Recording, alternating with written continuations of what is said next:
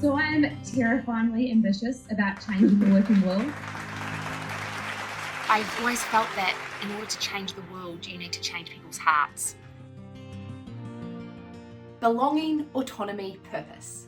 That's what people need to thrive.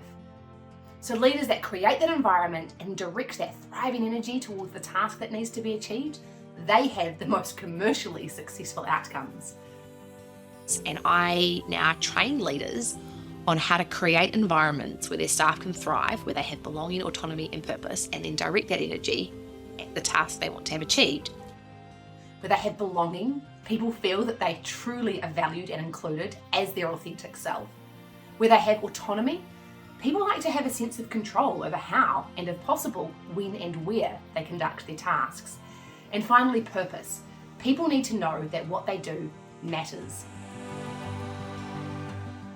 I just feel so privileged that all of my experiences, serving in the army, doing research on leadership, becoming a mum, that's a massive part of my story, all of that has sort of led to what I'm doing now, which is I want to make leadership of the future better. I want people to have better experiences in the workplace. So as a veteran, when I saw on the news that the Taliban had taken over, it was heartbreaking.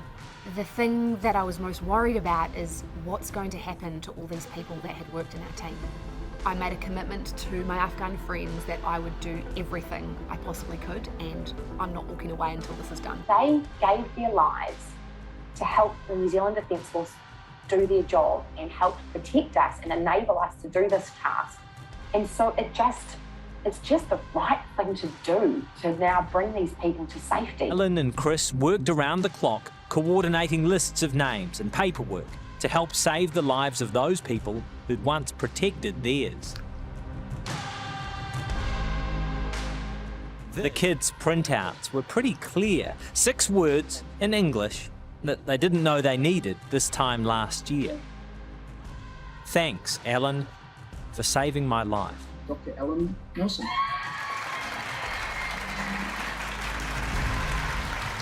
And at the end of this working difficult task, which took a real toll, I reflected with my teammates on how on earth would we achieve this.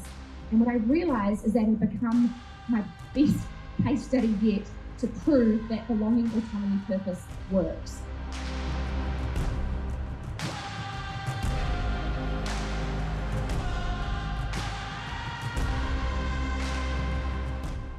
I'd done my PhD in leadership and did some postdoctoral research about the experiences of working parents.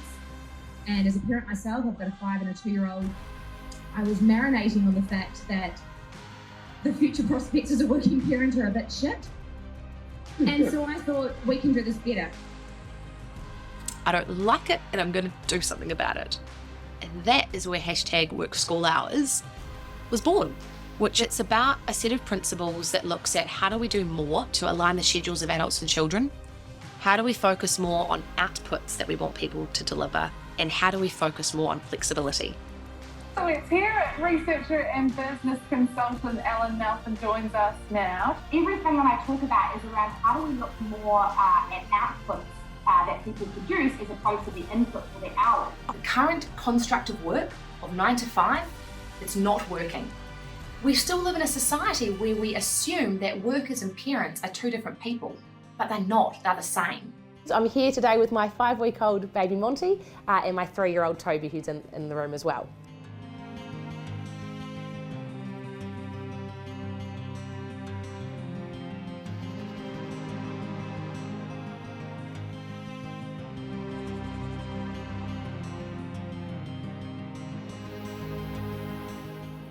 #WorkSchoolHours, #belonging, autonomy, purpose.